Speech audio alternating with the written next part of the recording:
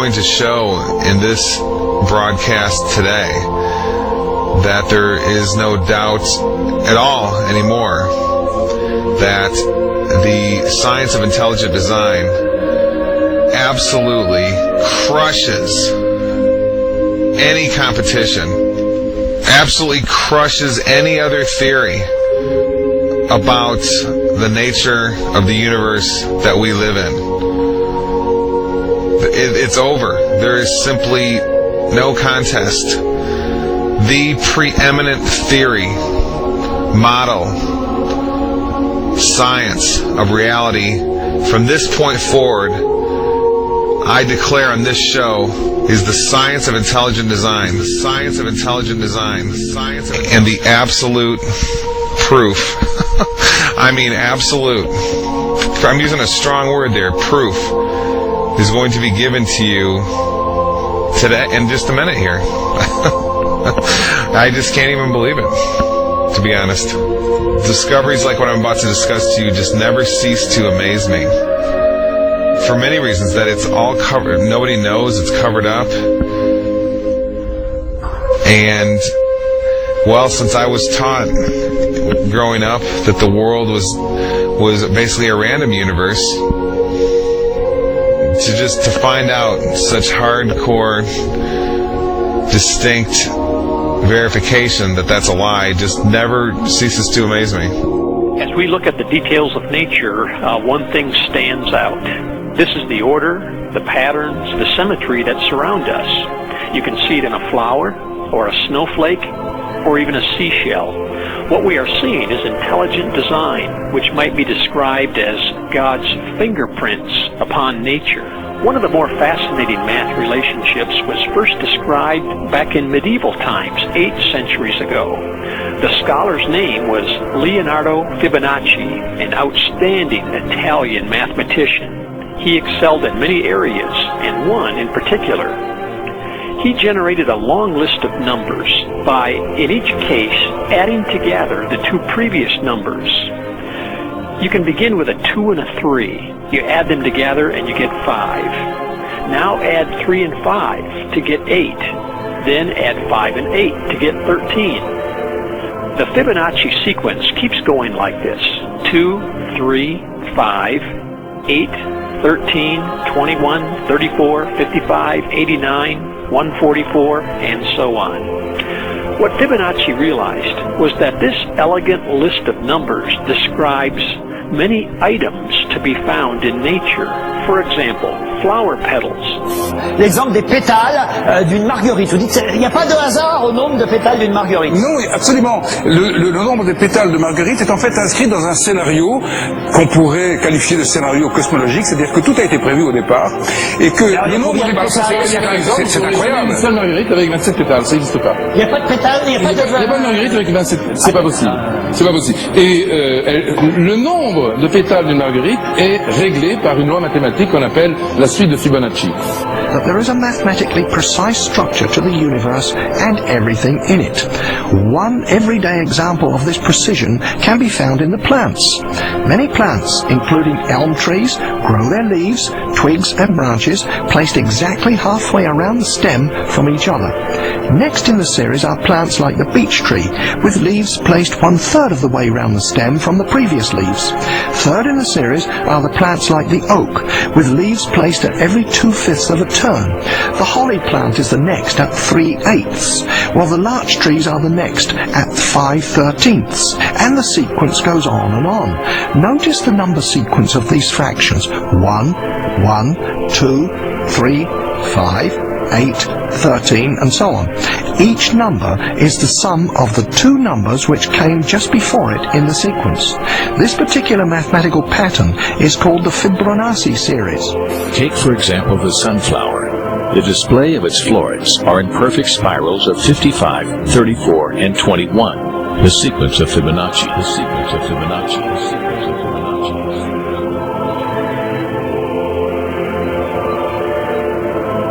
The fruitlets of the pineapple create the same spiral based on the sequence. The pine cone does the same. As currents move through the ocean and the tide rolls onto the shore, the waves that bring in the tide curve into a spiral that can be mathematically diagrammed onto a plot at the points 1, 1, 2, 3, 5, 8, 13, 21, 34, and 55. Buds on trees, sand dollars, starfish, petals on flowers are formed with this exact same blueprint.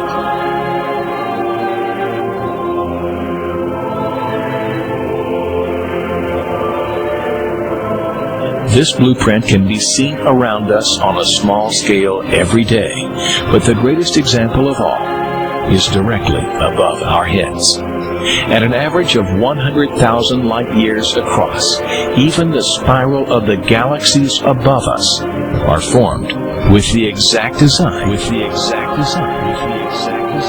This sequence, or blueprint, appears to be the trademark of a designer, a proof of a creator. Also known as the golden mean, the divine proportion is a mathematical formulation exhibited in everything from the double helix of DNA. The DNA molecule, the code for life, is made up of two intertwining spirals. We find the 0.618 ratio between the helix's width and cycle length. To the form of the human body itself.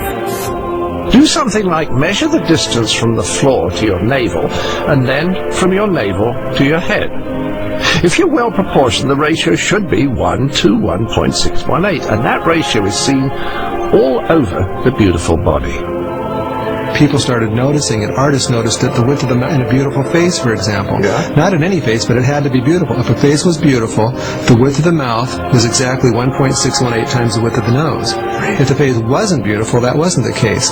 Dentists, in their dental work, noticed that the upper front tooth was 1.618 times as wide as the next tooth over, the lateral incisor. Oh. So the central incisor was 1.618 times the width of the lateral incisor, the next tooth over. Wonderful. Give me some more examples. Your fingers, your fingers are each called phalanges, and each bone of the finger is called a phalanx. And the phalanx that's the closest to your knuckle here is 1.618 times the phalanx that's in the middle, and that's 1.618 times the length of the phalanx at the end, which is your fingernail.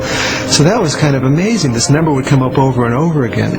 Then we find the Fibonacci ratio in heart muscles, in bronchial tube branching, even in the electrical potential of neurons, and as Roger Penrose pointed out, even in the arrangement of the brain's microtubules. As we scan our universe, from the tiny flower to the awe-inspiring galaxy, we see the fingerprint of God.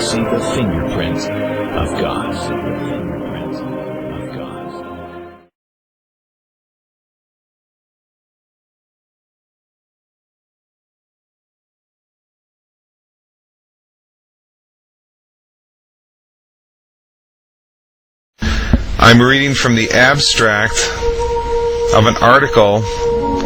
This is the first of many academic articles I'm going to be discussing with you here today. And these aren't just some academic journals. These are, you go ask your university professor what the most prestigious academic science journals in the world are, and they're going to name the ones that I'm discussing here with you today. Okay? I'm going to read to you right now the journal Nature. Okay? There's a journal called Nature, and there's a journal called Science.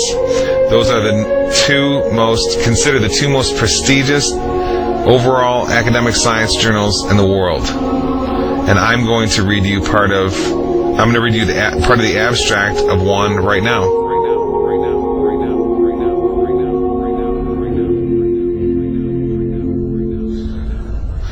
Let me just read. Okay, this is the journal Nature, number 454, pages 362 to 363.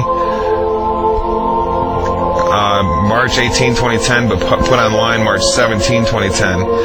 This is by a fellow named Ian Affleck, who teaches apparently in the Department of Physics and Astronomy at the University of British Columbia. Listen to the title of this article. Solid State Physics. Golden ratio seen in magnet. Okay? Okay, so let's go through this Science Daily article. ScienceDaily.com. This was released on January 7, 2010. Title of the article, Golden Ratio Discovered in Quantum World. Hidden Symmetry Observed for the First Time in Solid State Matter. Let's find out what that means. Let's read here. Researchers from Helmholtz Zentrum Berlin, and it's some German words, in cooperation with colleagues from Oxford and Bristol universities, as well as the Rutherford Appleton Laboratory, United Kingdom, have for the first time observed a nanoscale symmetry hidden in solid state matter. Okay, did you catch that? This is the first time any symmetry of any sort has been observed in the nanoscale, okay, the quantum scale. Remember, quantum physics is the study of the base level energies of nature. Okay, the smallest building blocks that make up everything, little pieces of energy, like the electron or the muon or the quark. Okay, so specifically, what was found in this study was that chains of atoms lined up together form what's sort of like a string, and it resonates at frequency or pitch. What do you know? The pitch is in the ratio of 1.618, the golden ratio. Let me just read this paragraph to you. It says, Science Daily, again, January 7, 2010, golden ratio discovered in quantum world. By turning the system and artificially introducing more quantum uncertainty, the researchers observed that the chains of atoms acts like a nanotech guitar string. Dr. Radu Koldia from Oxford University, who is the principal author of the paper and drove the international project from its inception a decade ago until the present, explains, here the tension comes from the interaction between spins, causing them to magnetically resonate.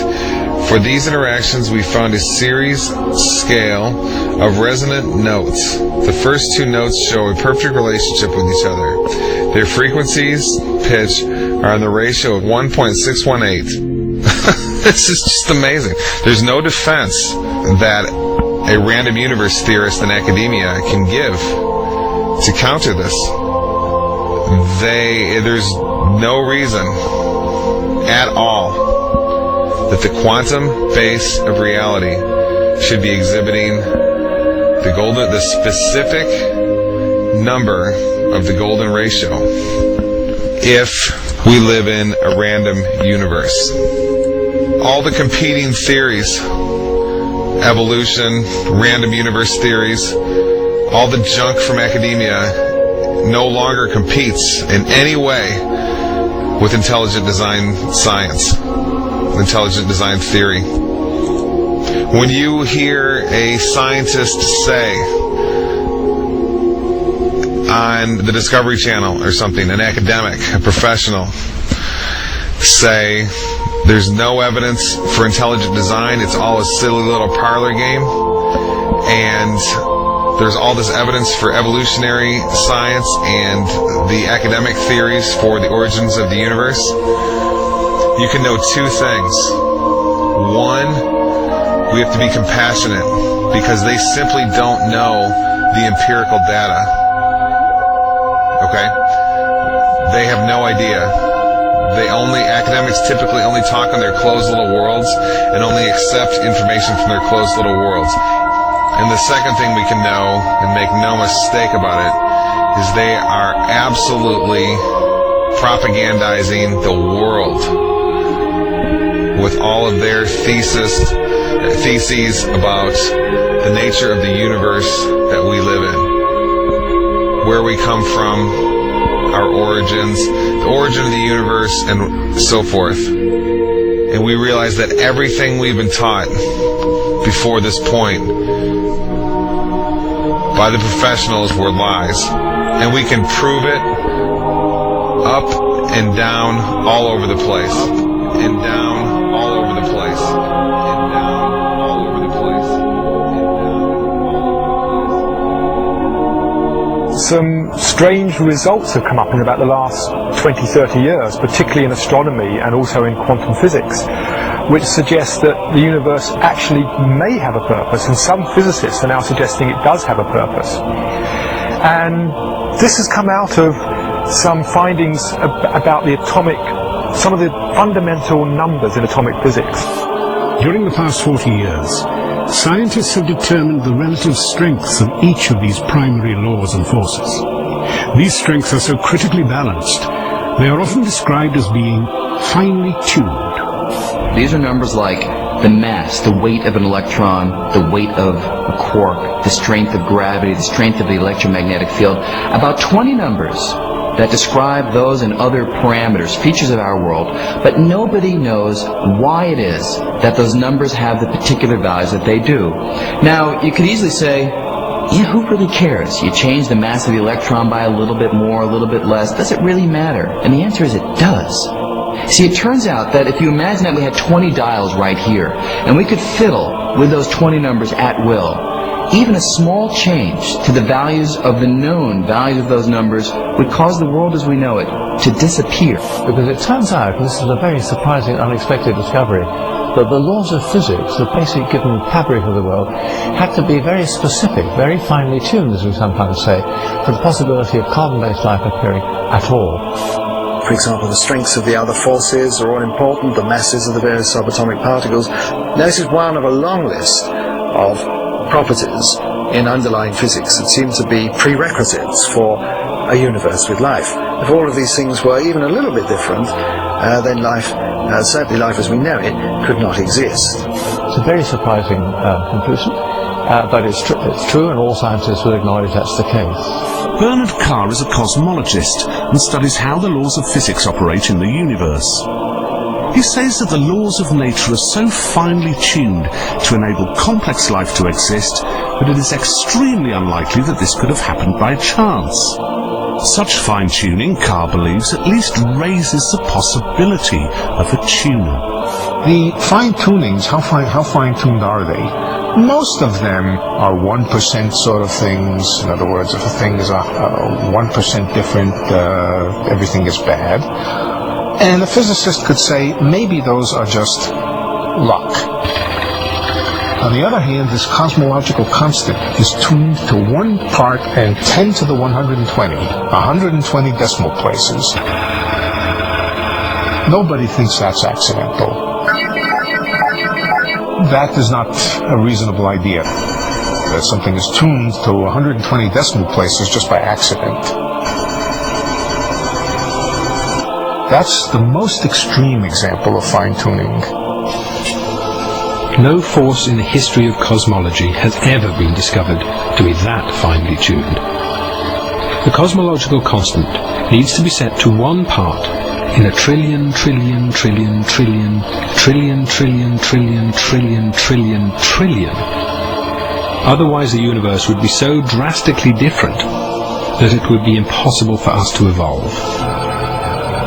That the cosmological constant arrived at such a tiny value by chance seemed to be out of the question.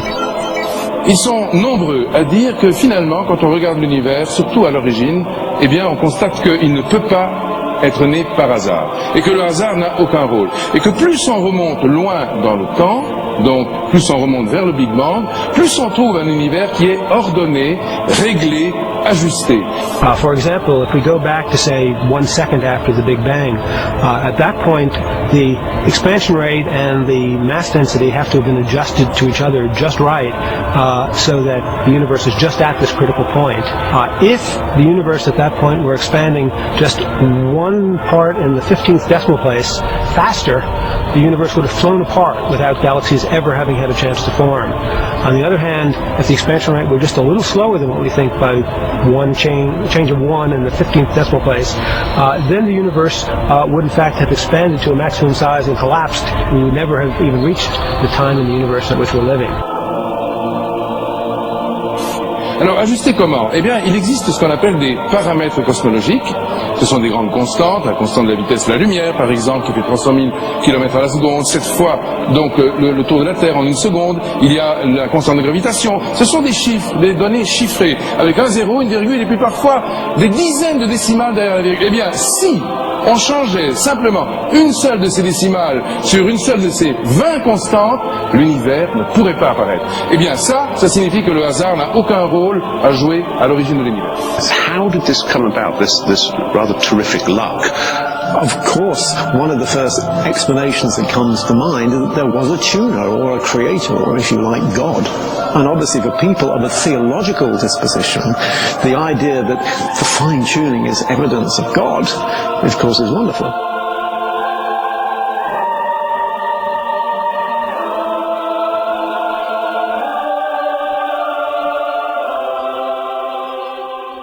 So there's a big question if you're just kind of trying to assess how likely is it that we'd find a protein by chance with all the amino acids in that prebiotic soup interacting with each other for, say, billions of years. And I give it a lot of time.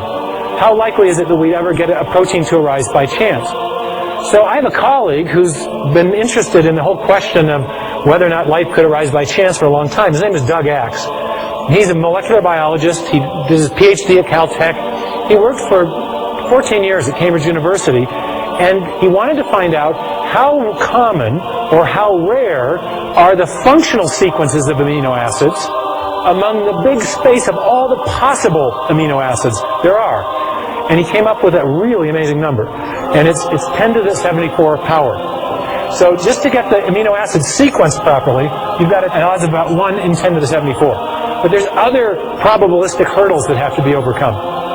If you want to build a protein, we know from chemistry that you have to attach the amino acids together with what's called a peptide bond. In nature, peptide bonds occur with about a 1 in 2 in a 1 in 2 frequency. Half the bonds that form between amino acids are peptide bonds, half aren't. But if you get any bonds forming that aren't peptide bonds, you can't form a protein. So to form a protein, 150 amino acids long, you've got a 1 in 2 chance at each site of getting the correct type of linkage. So you got 1 in 2 times 1 in 2 times 1 in 2 times 1 in 2 to the what power? Close to 150. Since we got linkages, we have 149, but call it 150. Okay. So we got another huge exponential problem to overcome. So, and it turns out that 1 in 2 to the 150 is the same number as 10 to the 45th, 1 in 10 to the 45. So now we got 2 incredibly improbable things that we've got to overcome to build a functional protein by chance alone. One more problem. When you're building proteins, amino acids come in 2 flavors. There's a left-handed flavor and a right-handed flavor. They're called optical isomers, not flavors. Okay. And the left-handed version is the only kind that can be used in building proteins. You get even one right-handed amino acid in there, and your protein won't fold properly. So you got another probabilistic hurdle to overcome. So you've got a 1 in 2 chance at each side again, out to the 150th power. 2 to the 150th power, again, is 10 to the 45. Oh my goodness. So the odds of building even a short functional protein by chance alone is 74 plus 40.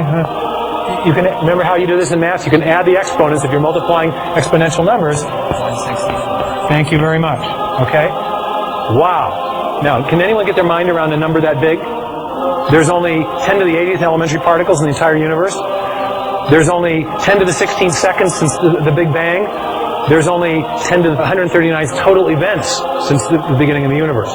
Now you're starting to get the understanding of why people are very skeptical that the chance hypothesis is going to do the job. Now, you may have heard just the opposite. Has anyone ever gotten in a discussion with you about the origin of life and said, hey, it happened by chance?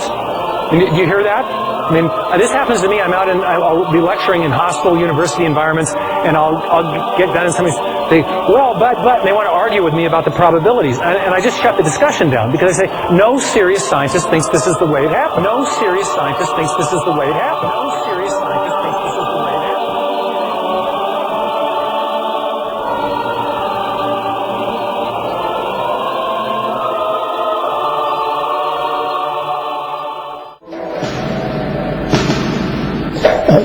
What I think that the DNA material has done has shown quite almost unbelievable complexity of the arrangements which lead to produce this being. But intelligence must have been involved in getting these extraordinarily diverse elements to work together. Well, when you look at RNA, you as a chemist, you're in sort of astonishment, really, at just what a wonderful molecule it is. It's complex, it's a really beautiful structure, and you inevitably wonder, how on earth did that structure arise? How on earth did chemistry produce it? RNA's structure looks simple, but looks can deceive. Each building block is actually made of two parts, a sugar molecule and a nuclear base. Chemists found they could make the nuclear bases, and so when they then realized they could actually make the sugars, they just thought, we must be able to join them together. And so they tried for many years, but the problem was, chemically you just can't join them together.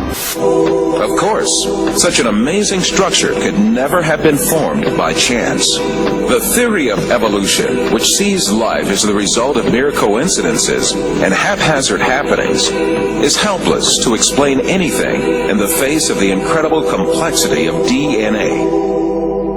Some evolutionists say that our DNA is about 98% similar to that of apes, and that this difference is only a few spelling mistakes.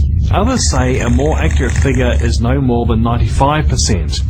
But considering that humans have 3 billion letters worth of DNA information in each cell, even a 2% difference is actually 60 million spelling errors. Of course, this is not error, but 20 500-page books worth of new information. A common designer is a much better explanation for the similarities in human and ape DNA. As an architect uses the same building materials for different buildings, we shouldn't be surprised if God used similar design features in many different creatures. After all, we do share about 50% of our DNA with bananas, but that doesn't mean we're half banana. Every detail of a living being's physical and physiological makeup is coded in this double helix. All the information about our bodies, from the color of our eyes to the structure of our internal organs and the shape and function of our cells, are programmed in sections called genes in the DNA.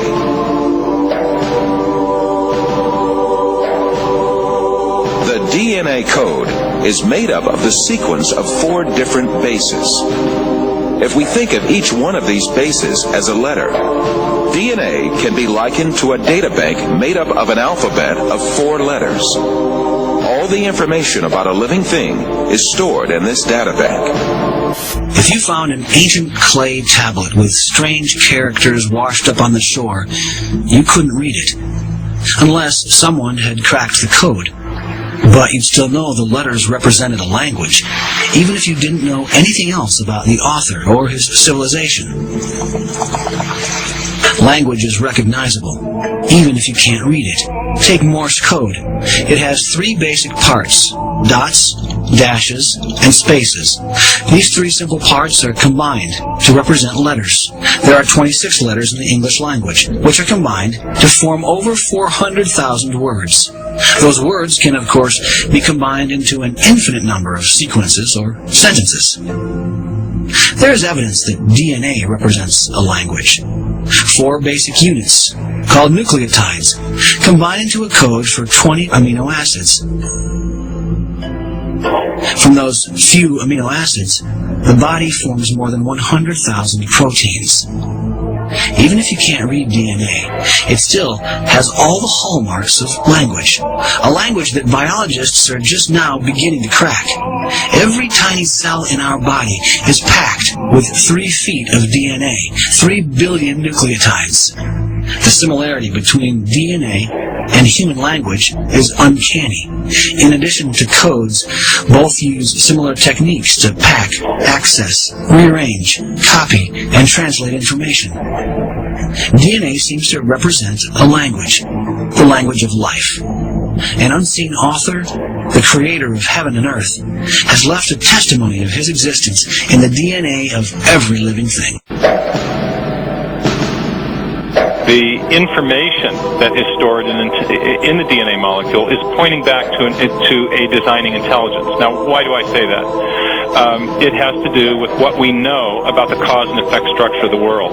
Our local hero in Seattle, Bill Gates, says the DNA is like a software program, only much more complex than any we've ever created. And that's a very suggestive remark, because we know that programs always come from programmers.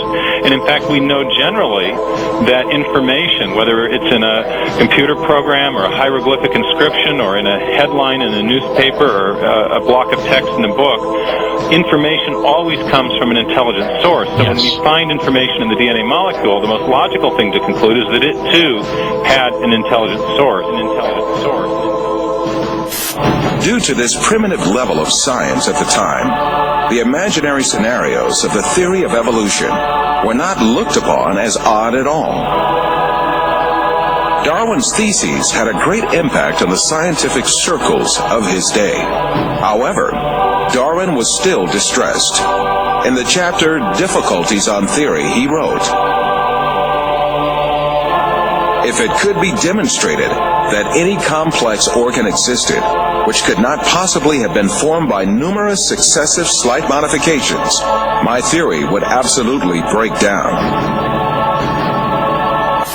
As far as I'm concerned, I'm here to tell you, Michael, this morning, and Jason, evolution is dead. Long live the Creator. I'll tell you why. And I'm saying science says that as a scientist.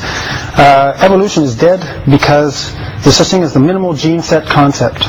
They've taken a mycoplasma, smallest organism, Mycoplasma genitalium, which is the smallest organism that is known to exist, has 468 genes. A gene is a mix of proteins, right? A list of, so it can be 1,000, can be 10,000 amino acids. Okay, there are 486, and they've decided since year 2000, they've said, let's try to reduce it. Because we have to start, if you're going to be an evolutionist, you have to start with 0 genes and build up if you're going to go from hydrogen to human.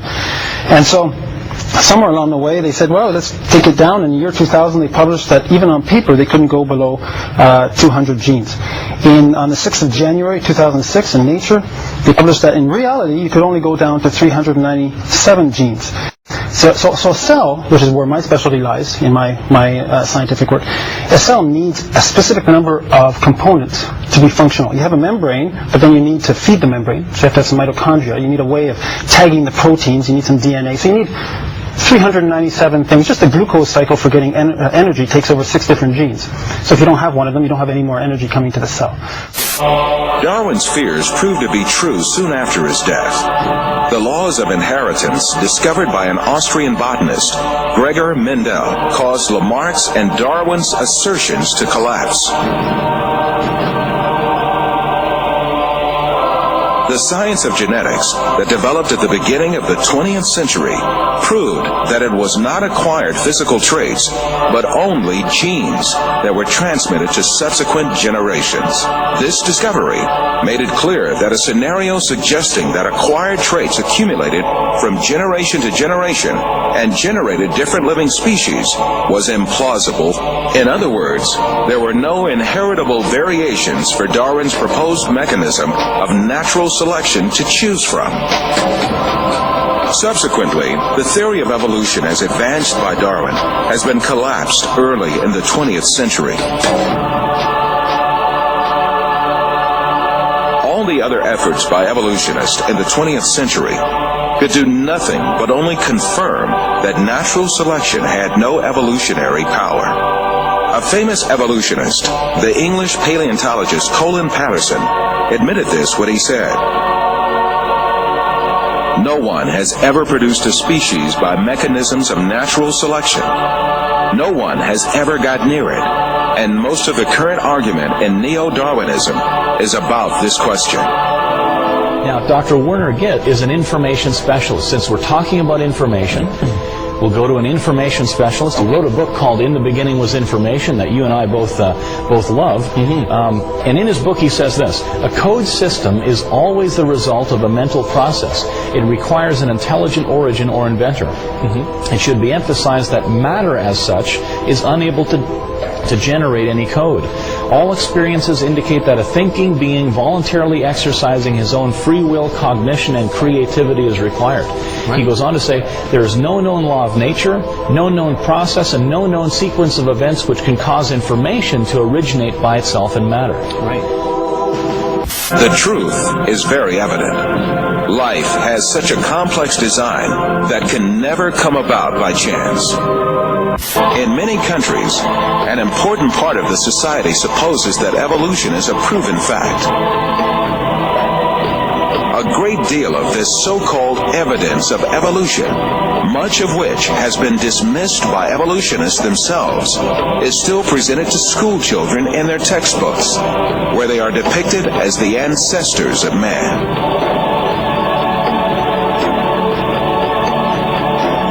In fact, the truth that the evolutionists try so hard to deny and conceal is there for all to see.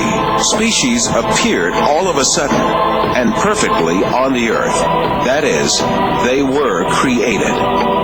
The divine creator, ruling over the whole of nature, created all kinds with their unique and perfect traits. The one and only God. He is the Lord of the heavens, the earth, and all that is between them.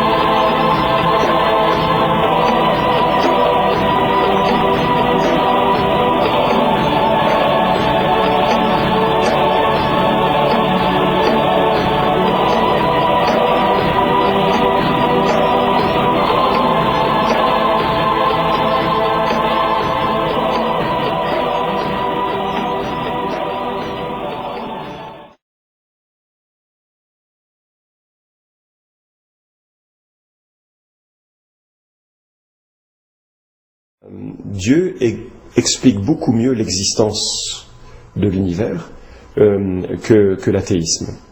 Et puis il y a une deuxième ligne d'argument que je trouve assez fort, et ça concerne la révélation de la Bible.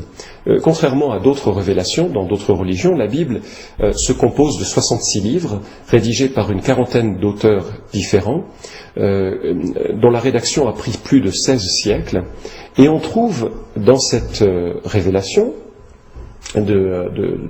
qu'est la Bible des choses inexplicables sans Dieu. Par exemple, on trouve des prophéties. Des siècles avant qu'elles ne se réalisent, des hommes ont annoncé des événements qui se sont accomplis à la lettre. Moi, je serais incapable de faire des prédictions sur le pays de France qui sera le président de France dans 500 ans? Qu'est-ce que fera ce pays de la France dans 500 ans? C'est quelque chose qui est en dehors de la portée du commun des mortels. Et pourtant, on trouve cela dans la Bible, et je pense que la Bible porte la signature même de Dieu, notamment à cause de cette prophétie. C'était l'un des arguments qui a touché Blaise Pascal, qui disait qu'il y avait dans la prophétie la preuve ultime de la signature de Dieu dans l'Écriture. Voici deux, rapidement, raisons qui me font croire que l'existence de Dieu est bien plus plausible que la non-existence de Dieu, même si des philosophes bontins de notre époque, comme Ouvrez, parlent d'une pathologie mentale personnelle de la croyance en Dieu. Je trouve que c'est une accusation un peu facile et un peu rapide. Il y a des hommes très sains d'esprit qui croient et qui, dans cela, n'ont pas de, ne présentent pas les marques d'une pathologie quelconque.